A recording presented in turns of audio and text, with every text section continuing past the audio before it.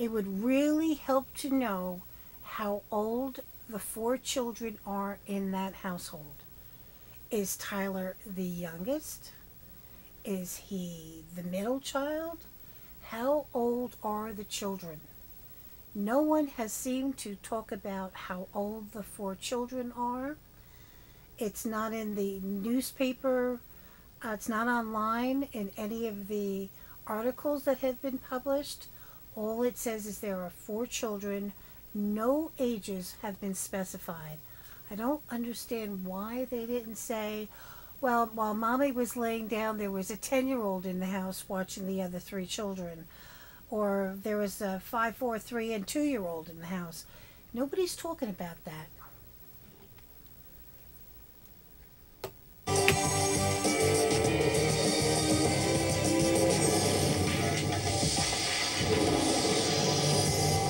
They walked the streets together. The custodial mother and his biological mother. No sign of the little boy. 2-year-old Sylar Newton. Two women searching for the same son. Breaking news! A second 2-year-old boy is missing, wearing a diaper and taken from the same area as Sylar Newton. Fairfax County Sheriff's Office, this is Sharon. How can I help you? Yeah, have you got a call yet about a missing boy out here at Beaver Creek? Law enforcement desperately trying to find 2-year-old Emmett Trapp. We're missing a little 2-year-old boy out here at Beaver Creek. Family dog apparently wanders off too, but the dog later returns. Emmett last seen wearing a pajama top, diaper, and no shoes. Where were the people attending to this child? Where was the tent? Why wasn't the tent zipped up? I can't sit around and do nothing. Tonight, questions swirling. Is there a connection? We are taking your calls live. Quickly, as a recap for those of you just joining us, last night we reported on a 2-year-old boy wearing nothing but a diaper that goes missing from a campground, a 2-year-old at a campout with his would-be adoptive mom still awake up at midnight. Between 12:45 a.m. and 3 a.m., he vanishes from inside the tent with the mommy.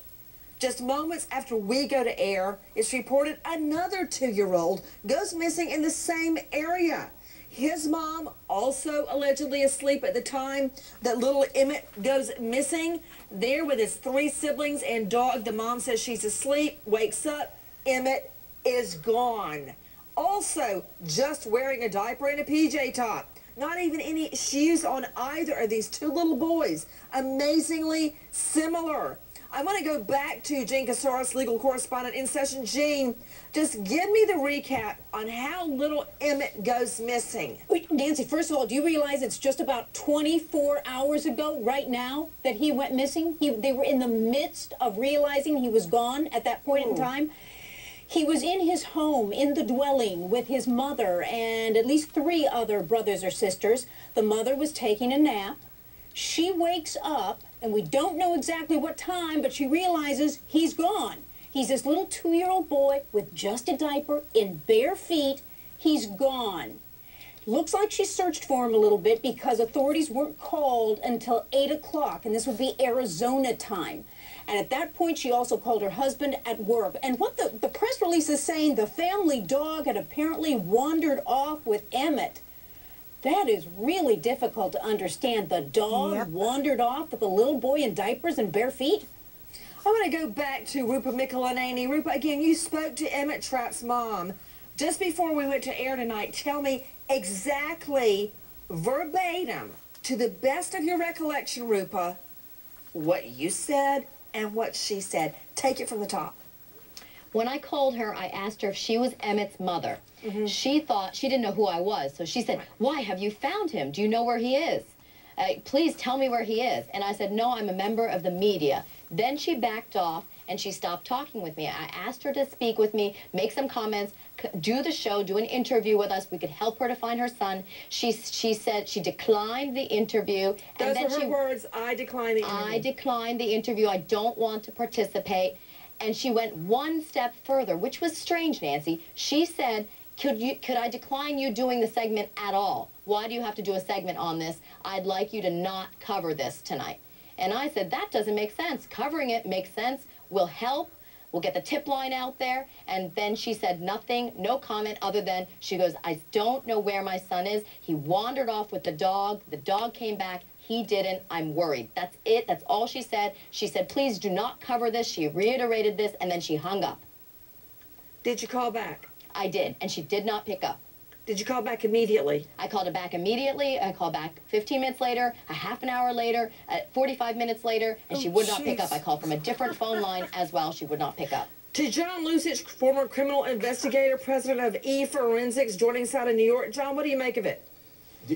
Absolutely suspicious. I mean, Beth Holloway made herself available to do every interview that she could, because it's that opportunity to get your story heard and to reach out to the hearts of the people to get them looking for your kid. I mean, come on, do I have to say anything more than Elizabeth Smart? Out to you, Mark Class. You lived through this nightmare when Polly went missing.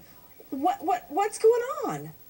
Well, we see from the Hormans, Kyler's parents, that not every parent wants to get out in front of the media, but I've never before heard of a parent asking the media not to cover their missing child. Yeah, this is about getting the hearts and the minds of the public, thereby forcing law enforcement to do a full-blown, complete investigation that ultimately will result in the return of your child. I, for the first time maybe on your show, completely agree with Ray that this could be a copycat situation. Yeah, almost sounds like you it mean now. the same person has taken both little boys? I mean, No, I very rarely believe in coincidences in criminal law. But what do you mean by copycat? Sure, I don't mean that the same person necessarily took both children, but that whatever scenario played out in the first circumstance, and it looks more and more like there may be involvement from within that main tent, that circumstance again played out in a very eerily similar way in the disappearance of little Emmett, i.e. the mother's being asleep, the little boy wandering off, it being dark or near dark, that they were barefooted, that they were only wearing diapers, and certainly in the one case, law enforcement isn't able to track the child outside of the campground. We don't know how that's going to play out in the other case, but this whole idea that he wandered off with the dog and then the dog came back, how could anybody know that? Exactly. To Christina Estes, reporter, News Talk 550 KFYI. Christina, what more are we hearing from little Emmett's family? Well, we're not really hearing anything from them, and police are giving us very limited information. What they're saying right now is there is no known association between Emmett's case and Sylar's case. They are also saying in Emmett's case there are no signs of foul play. They're treating this right now as if he wandered off. And a reminder, that is also how they phrased Sylar's case when he was first reported missing. They said no obvious signs of foul play, and it looks like he might have wandered off. Out to the lines, Polly, California. Hi, Polly. Hi, Nancy. I love you. I never miss an episode. Polly, thank you for watching and for calling in. Thank you. You're welcome. I just have a kind of a quick question. It seems to me that if Sylar's scent was lost at the campground, he obviously didn't leave the campground without possibly being driven out or physically taken out. So my question is, have any of the other guests at the campsite been investigated, that maybe they snatched him and drove off in the middle of the night? Excellent point. Jinka Saras, again, recap. Who else was there when Sylar goes missing? The would-be adoptive mom is in the tent with him. Her mother, which would be the little boy's soon-to-be grandmother. Her 14-year-old son, and who else? And her 12-year-old daughter, and then a friend of the son's. But there was also about 25 other campers in the campground, and yes, they have all been interviewed. But Nancy, we can't get past what the bio mom told your producers minutes before we went on air. She said that police have told her everything they know, that she's very angry, that it's not random, and she has been told who they believe is responsible for this. And law enforcement said that in speaking with family members, they believe the leads show there's foul play. To John Burris, you know, I'm kind of surprised at what you and Raymond Giudice blurted out on the air. It's extremely unlike you to suddenly say, lawyer up, it looks bad. Why'd you say that, Burris? No, it's not unlike Well, because I think it's true, given what the, certainly in the Sylar case, given what the police have said, they've interviewed everyone. It seems to me that certainly the mother in that household, one or more of them, really should have lawyers to at least find out what their rights are and whether they should be talking, and if so, to have some legal protection.